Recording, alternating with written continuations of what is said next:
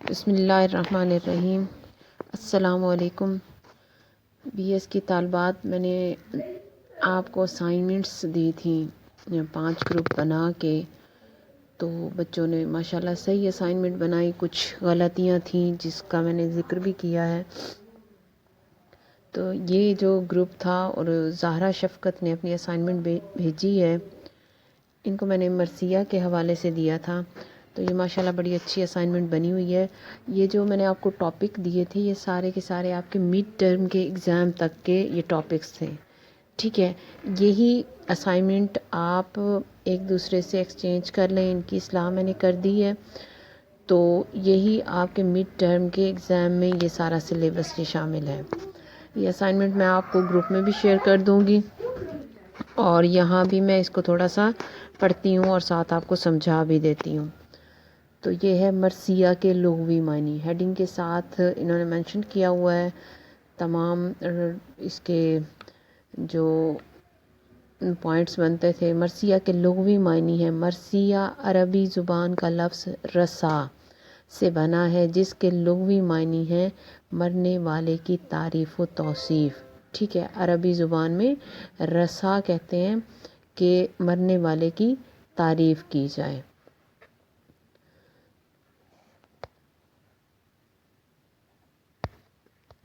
اصطلاحی معنی ہے، اصطلاح میں گویا مرثیہ ایسی صنف شعر ہے جس میں کسی مرنے والے کا ذکر اور اس کی تعریف حسرت اور غم کے انداز میں کی جائے۔ اب ہے آگے مرثیے کی ابتدا۔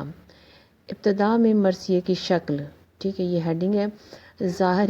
ظاہری حیت کے اعتبار سے ابتدا میں مرثیہ کی کوئی خاص شکل متعین نہ تھی۔ آگے ہے فرہنگ آصفیہ میں مرثیے کی تعریف کچھ یوں ہے۔ فرہنگ آصفیہ لغت کی بہت مستند جلدیں ہیں بلکہ اس کی، تو لغت ہے بڑی مستند مانی جاتی ہے فرہنگ آصفیہ، کہ مردے کا وہ بیان جس میں رحم اور درد پیدا ہو، اوصاف مردہ، میت کی صفت، ماتم، رونا پیٹنا، وہ نظم یا اشعار جن میں کسی شخص کی وفات یا شہادت کا حال اور اس کے رنج و غم کا بیان درج ہو۔ مجازاً وہ اشعار جن میں حضرت امام حسین کی شہادت، اہل بیت کی میت، کربلا کے واقعات اور حادثات کا غم انگیز بیان کیا جائے۔ یہ نظم خواہ کسی قسم کی ہو، اگر وہ نظم رباعی، قطع، غزل یا قصیدے کی طرز پر ہو تو اسے مجرا یا سلام کہیں گے، ٹھیک ہے۔ تو یہ فرہنگ آصفیہ کی بھی انہوں نے تعریف دے دی ہے کہ لغوی معنی بھی بتا دی، اور فرہنگ آصفیہ میں جس میں بہت ڈیٹیل سے کسی لفظ کے معنی دیے جاتے ہیں وہ بھی مرثیہ کے بتا دی ہیں۔ آگے ہے مرثیے کی ابتدا اور ارتقاء۔ بچے آپ نے جہاں کہیں اور لکھا ہے اسے ارو لکھا ہے، الف رے واو، اور نہیں لکھا ہوا۔ یہ املا کی غلطیاں ٹھیک کر لیجیے گا کہ مرثیے کی ابتدا اور ارتقاء کے حوالے سے ہے کہ محمد جمیل احمد اپنی کتاب اردو شاعری پر ایک نظر میں مرثیے کی ابتدا اور ارتقاء کے حوالے سے رقم طراز ہیں کہ عرب میں زمانہ قدیم سے مرثیہ گوئی کا رواج تھا۔ جاہلیت میں یہ فن کافی ترقی پا چکا تھا، چنانچہ حضرت عبدالمطلب اور دیگر ناموران عرب کے مرثیے ابھی تک ہماسا کے باب المراثی میں موجود ہیں۔ رسول اکرم صلی اللہ علیہ وآلہ وسلم کے بعد بھی یہ صنف سخن ترقی کرتی رہی، چنانچہ آپ صلی اللہ علیہ وآلہ وسلم کے وصال کے بعد حضرت حسان بن ثابت اور خاتون جنت حضرت بی بی فاطمۃ الزہرا نے دردناک مرثیے لکھے۔ خلیفہ دوم حضرت فاروق اعظم نے اپنے بھائی کا مرثیہ قمم ابن نویر سے لکھوایا۔ اردو میں مرثیے کی ابتدا۔ اردو مرثیے کا سراغ دکنی شعراء کے یعنی کہ دکنی شعراء کے ہاں سے ملتا ہے۔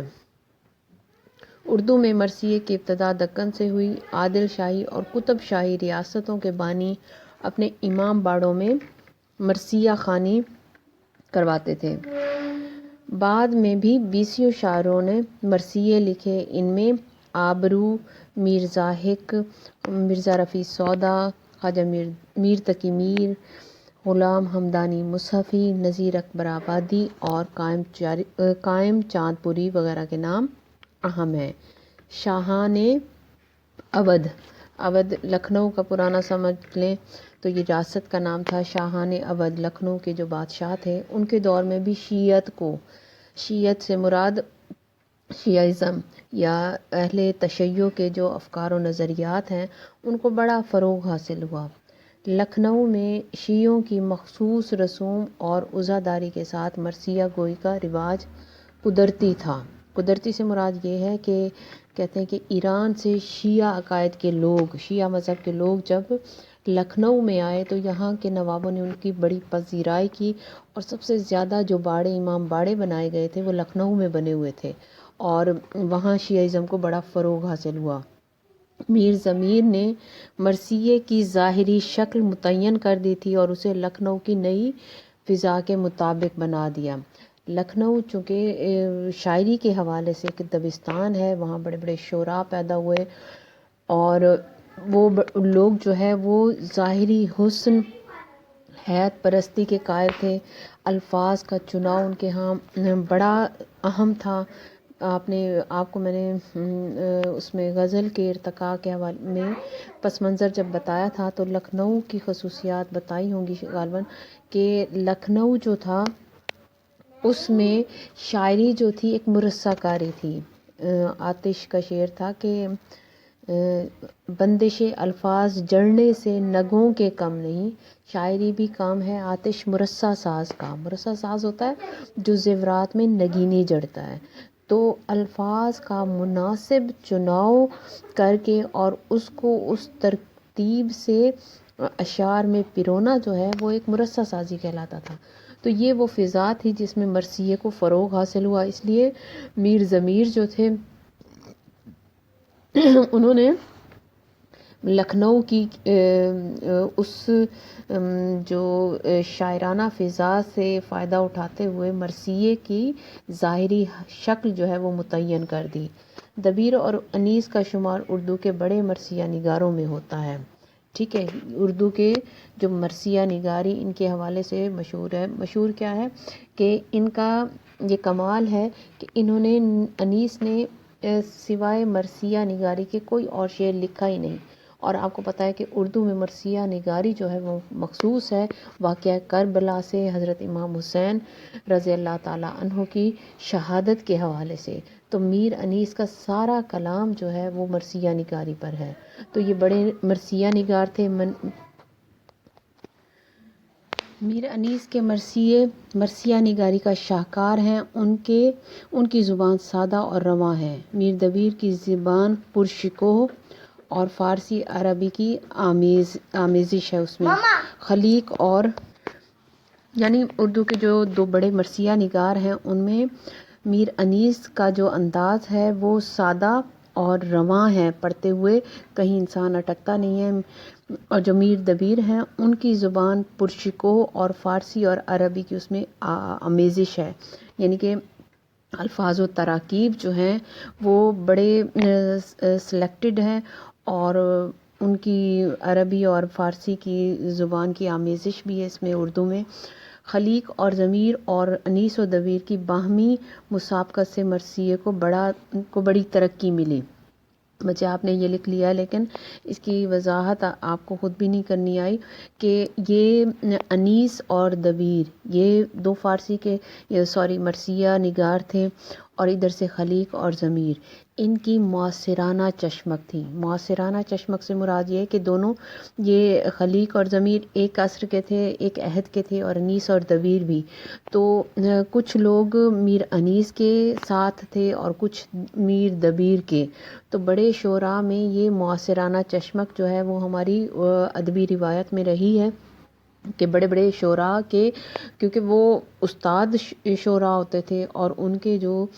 طالب علم ہوتے تھے یا ان کے جو اصلاح لینے والے ان کے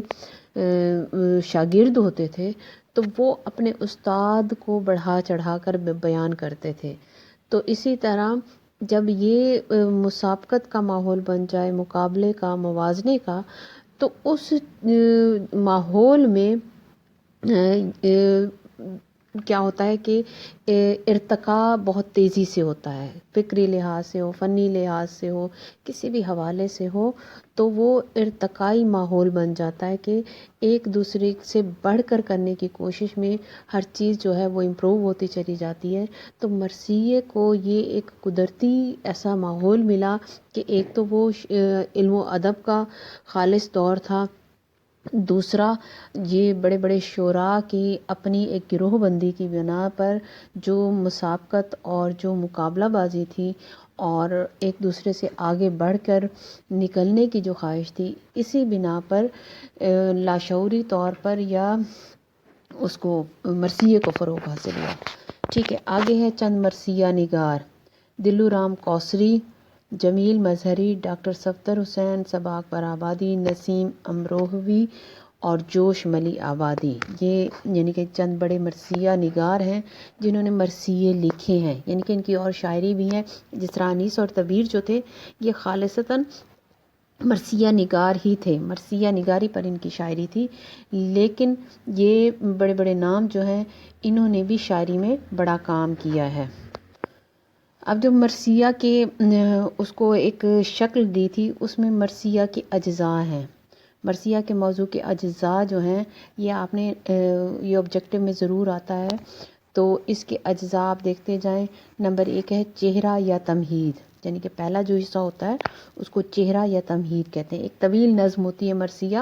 تو اس میں موضوع کے اعتبار سے جو حصے بنتے چلے جاتے ہیں، یعنی کہ پہلے حصے میں جس انداز میں بات کی گئی ہوتی ہے، جس چیز پر بات کی گئی ہوتی ہے، دوسرے حصے میں تو وہ ایک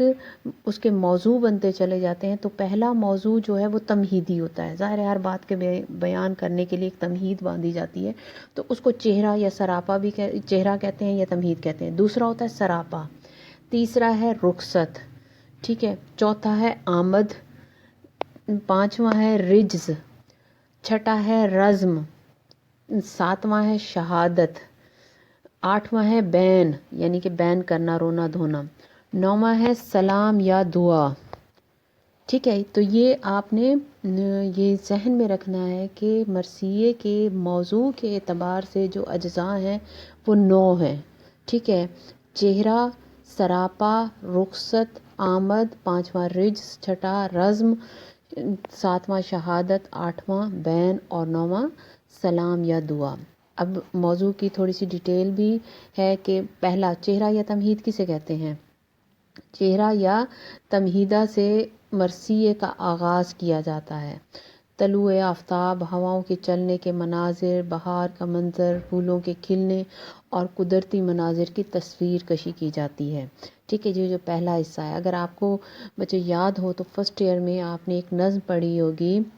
کہ میدان کربلا میں صبح کا منظر، ٹھیک ہے، تو وہ بھی ایک یہی وہ چہرہ تھا،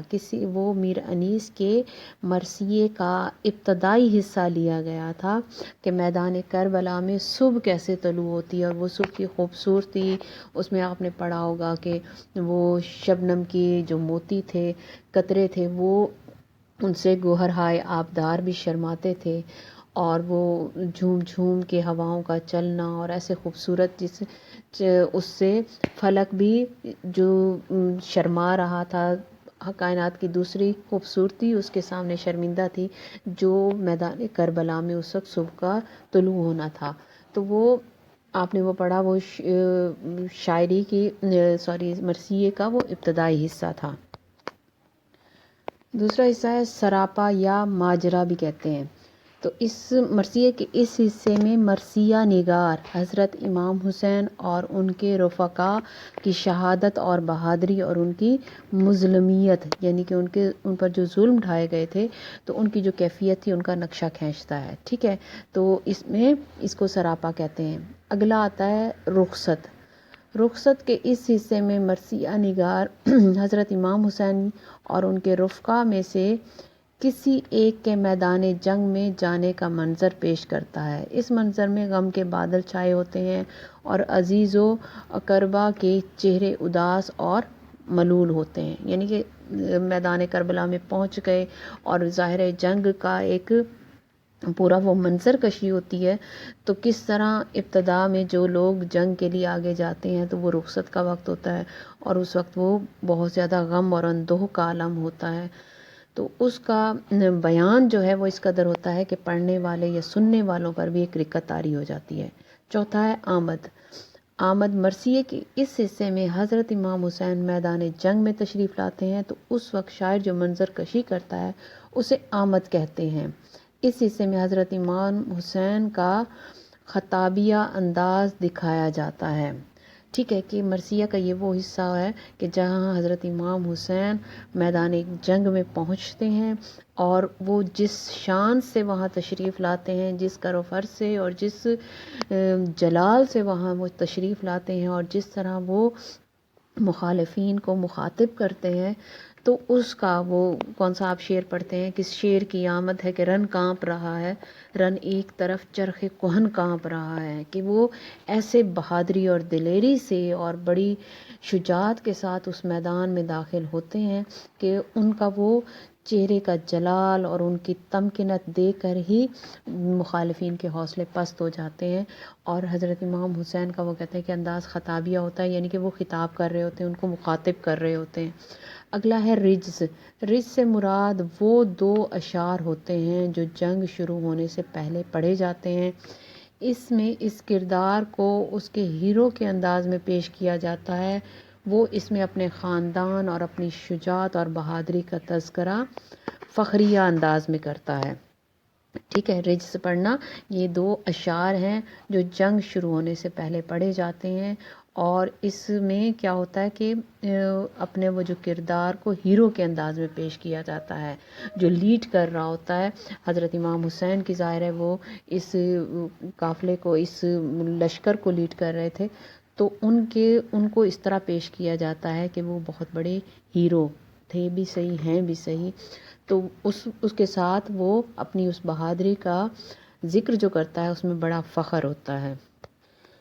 اچھا، یہ مرثیہ نگار اس حصے کو ہیرو کے لب و لہجے میں پیش کرتا ہے، یعنی کہ وہ شخص اپنے خاندان اور اپنی شجاعت کا تذکرہ کرتا ہے جو خود اس میدان میں جنگ لڑنے جاتا ہے، یعنی کہ جو مرثیہ نگار ہوتا ہے، فرض کریں کہ میر انیس جو ہے وہ مرثیہ لکھ رہے ہیں، باقی انداز ان کا سارا بیانیہ ہوگا، وہ بیان کر رہے ہیں، لیکن جب یہ رجز پڑھا جاتا ہے، جس طرح ہم کسی کی بات کرتے ہیں انورٹڈ کاماز میں کر کے، تو اس کے انداز میں جیسے وہ خود تکلم کر رہا ہو یا بات کر رہا ہو، تو یہ حصہ بھی وہ اس انداز میں پیش کرتے ہیں کہ جو جنگ میں موجود ہے وہ اس کا اپنا انداز جو ہے وہ بیانیہ ہو جاتا ہے، وہ خود ہی بول رہا ہوتا ہے اور خود ہی اپنی بہادری، اپنے خاندان کی شجاعت کا ذکر کرتا ہے۔ اگلا حصہ ہے رزم۔ رزم مرثیے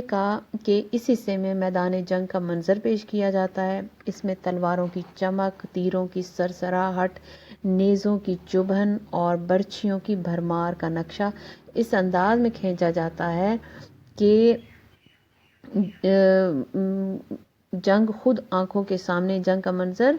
خود آنکھوں کے سامنے آ جاتا ہے۔ شاعر میدان جنگ اور حالات حرب کا نقشہ ماہر فن کی طرح کھینچتا ہے۔ ٹھیک ہے، ماہر فن کی طرح کہ ایک منظر کشی ہوتی ہے نا، جو چیز آپ نے دیکھی ہے آپ کو اس کو بیان کرنے کا سلیقہ بھی بمشکل آتا ہے، لیکن شاعر کا کمال یہ ہے کہ وہ چھوٹی چھوٹی جزیات کو بھی اس کا خیال رکھتا ہے کہ ایک ایک چیز ظاہر ہے، دل میں ایک گداز، ایک محبت، ایک نرمی پیدا کرنے کے لیے وہ پوری ایک منظر کشی کرتا ہے، جو ایک شبنم کے قطرے کو بھی اتنی خوبصورتی سے دکھانے کی کوشش کرتا ہے کہ وہ انسان کو وہ منظر جو ہے حسین معلوم ہونے لگ جائے۔ تو وہ ایک جنگ جو ہو رہی ہے، جو حق اور باطل کی جنگ ہے، جو کفر اور اسلام کی جنگ ہے، جس میں مسلمان جو ہیں وہ کم تعداد کے باوجود اپنے حوصلے، ہمت، بہادری اور اللہ پر ایمان کے سہارے جو لڑ رہے ہوتے ہیں، اور وہ جس طرح تلواروں کو ان کی نیاموں سے نکلتی ہیں اور وہ دشمنوں کے سروں پر پڑتی ہیں، تو وہ ایک ایک چیز کو وہ اس میں اتنا انوالو ہو جاتا ہے اس منظر میں کہ وہ اسے لگتا ہے کہ جنگ اس کے سامنے ہو رہی ہے، اور وہ ایک ایک چیز کو پیش کرنے کا سلیقہ اس کو خود بخود آ جاتا ہے۔ اور یہ یعنی کہ سمجھے کہ یہ بڑا اہم وہ ہوتا ہے کہ پڑھنے والے کو یوں لگے کہ وہ ایک جنگ اس کے سامنے چل رہی ہے، وہ جنگ کو دیکھ رہا ہے۔ ایک جنگ آپ یہ دیکھیں کہ ایک ڈرامے میں جنگ جب دکھائی جاتی ہے تو اس میں ایک کس طرح کے مناظر ہوتے ہیں، تو وہ ایک ایک چیز کو اس طرح بیان کرتا ہے کہ پورا منظر ہماری آنکھوں کے سامنے پھر جاتا ہے۔ ٹھیک ہے، اگلا حصہ ہے پھر شہادت۔ مرثیے کے اس حصے میں حضرت امام حسین اور ان کے جانثاروں کی شہادت ہو جاتی ہے۔ شہادت کے اس منظر کو اس انداز میں بیان کیا جاتا ہے کہ پڑھنے اور سننے والے کے دل غم میں ڈوب جاتے ہیں۔ ظاہر ہے یہ ایک وہ ایسا واقعہ تھا کہ جو آج بھی ہمیں دکھی کر دیتا ہے کہ نواسۂ رسول کی کو میدان جنگ میں اتنی اذیتیں اور تکلیفیں سہنی پڑیں، اور یہ چیز جو ہے ہر مسلمان کو، ہر صاحب دل مسلمان کو تکلیف دیتی ہے۔ اس موقع پہ نا مجھے وہ شعر یاد آ رہا ہے محسن نقوی کا کہ گر پوچھنا ہے اہل حمیت کے حوصلے، گر پوچھنا ہے اہل حمیت کے حوصلے، میدان سے گھر میں ایک تو میت اٹھا کے لا۔ یعنی کہ اگر تم نے ان کے حوصلے دیکھنے ہیں تو ایک مرتبہ ایسا تمہیں موقع ملے کہ تمہیں میدان جنگ سے ایک اپنے کسی پیارے عزیز قریبی کسی رشتے کی میت اٹھا کے گھر لانی پڑے، تو پھر تمہیں پتہ چلے گا کہ جنہوں نے اپنا خاندان جو ہے وہ اللہ کی راہ میں قربان کر دیا۔ ٹھیک ہے، تو یہ یہاں وہ اس انداز میں بیان کرتا ہے کہ سننے والے پر، کیونکہ ایک ماحول جو ہے وہ ایک سیکوینس سے جب بیان کر رہا ہوتا ہے تو قاری جو ہے یا سامع جو ہے وہ اس منظر کو سامنے دیکھ رہا ہوتا ہے، تو یوں وہ اس مقام پر پہنچ جاتا ہے کہ جب حضرت امام حسین اور ان کی اہل بیت کی جو شہادت ہے وہ اس کو تکلیف دیتی ہے۔ پھر آگے ہے بین، یعنی کہ رونا دھونا۔ حضرت امام حسین اور ان کے جانثاروں کی جب شہادت ہو جاتی ہے تو اس کا دکھ محسوس کیا جاتا ہے، یعنی اس کی شہادت پر آنسوؤں کا نذرانہ پیش کیا جاتا ہے، اور اس کے ساتھ ساتھ بین اور ماتم کیا جاتا ہے۔ یعنی کہ یہ 8واں جو حصہ ہے یہ اس موقع پر ہوتا ہے کہ ظاہر ہے پھر وہ شاعر جو ہے وہ ایسے ایسے انداز میں وہ باتیں کرتا ہے، وہ شعر پڑھتا ہے کہ سننے والوں پر ایک دکھ اور صدمہ جو ہے وہ بڑھتا چلا جاتا ہے۔ اصل میں تو یہ وہ اس کی اپنی کیفیت ہوتی ہے، اور اس کی اپنی کیا جو محبت کرنے والے ہیں یہ سب کی ایک جیسی کیفیت ہوتی ہے کہ شاعر کو یہ سلیقہ حاصل ہوتا ہے کہ وہ اس کو بیان قدرت حاصل ہوتی ہے کہ اس کو بیان کرنے کا سلیقہ مل جاتا ہے۔ تو یہ 8واں یہاں ہو گیا۔